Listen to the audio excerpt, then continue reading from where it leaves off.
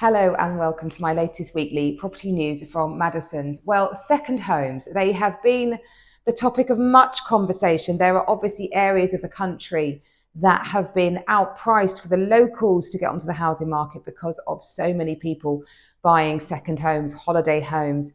They might then Airbnb them a bit or use them themselves. But certainly they are having a detrimental effect, it is felt, on local property prices and the ability of locals to get on the housing ladder. Well, Wales addressed that last year. They gave each local authority the right to increase council tax by up to 300%. And in Pembrokeshire, the council took a decision to increase it by 200%. And it's amazing to see the impact that that has had on second homes.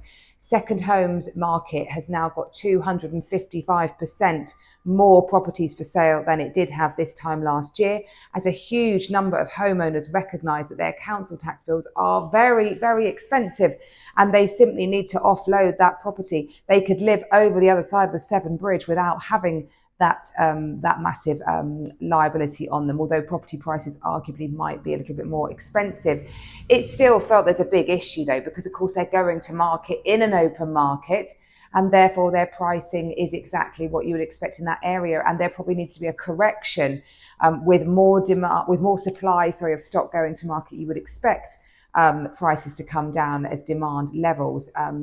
The average person in that part of the country only earns £28,000, and so they simply cannot get on the property ladder with those current prices. So great that that stock is offloading for those local people to get onto the property ladder, but there needs to be a price correction to sort it out. So watch this space on what happens there. Of course, the argument is we just need to build more homes. There's a lot of talk about what's going to go on with capital gains tax. A lot of people, especially in the capital, thinking I would rather offload my stock now ahead of the autumn budget, maybe take a 5 to 10% hit on the price, but ultimately that's not as bad as an extra tax levy could be.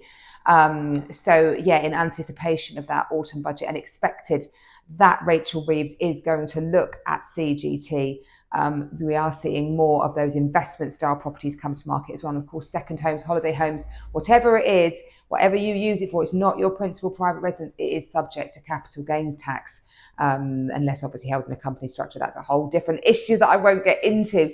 But yeah, it's felt that the argument simply needs to be that we need to build more homes.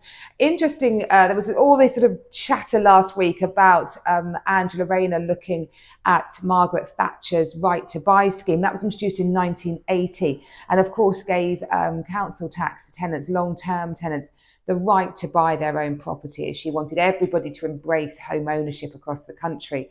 And many people took advantage of that. It really reached its peak in 1991, where you could get colossal discounts of over £100,000 on your council tax property. It rose to slightly higher in the capital. Well, did you know that in 2007, Angela Rayner bought her own right to buy scheme? She sold it 8 years later and made some money. But of course, 8 years later, you would have expected property prices to go up.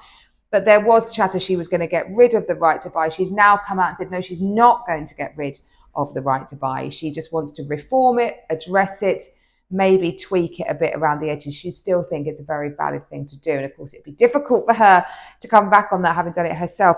Interestingly, statistic. So last year alone, because I'd kind of forgotten about right to buy, that sounds dreadful, but I remember in the village that I grew up in, Norfolk, I remember lots of my friends' parents buying their properties on a local council estate and really being delighted by it. But last year, did you know, 10,896 homes were sold under right to buy? It's still a big, big thing. And only 3,447 of those were replaced, i.e. new social housing stock being made available. So a net loss of almost 7,500 properties. And that's the issue, isn't it? We need to build more homes. I wonder how Labour are getting on. That's why I spoke about how many they need to build each day. It's quite a colossal figure. So anyway, the market though generally up, all good. Buyer inquiries, everything is up across the board. We are seeing a positive market, still very, very price sensitive. If your house isn't selling in this market, either your marketing isn't right, something's not working with your agent, or your price is wrong, your presentation. So yeah,